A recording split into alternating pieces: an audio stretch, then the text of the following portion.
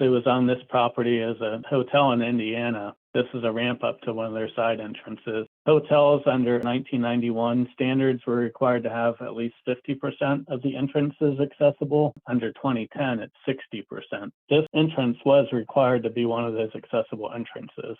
They're saying it's supposed to be a ramp or a sloped walk, no signage, have to cross a gutter, incorrect handrail, no extension, no wheel protection to flat landing, no proper clearance at top, appears to be too steep, no handrails, no turn, no edge protection. These are all good spots by people finding lots of stuff. That is actually a parking space right in front of the curb. If a car was parked there, there wouldn't even be an accessible route. Slope on the curb was 45%. When you got on the ramp itself, there was a huge cross slope of about 11%.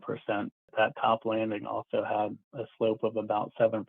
And we were missing the handrail on the inside by the building, and then the outside handrail. There's no edge protection at the bottom of the ramp and no extensions on the handrails. And there's also no level landing at this ramp. This is something that has to be totally reconstructed to make it accessible.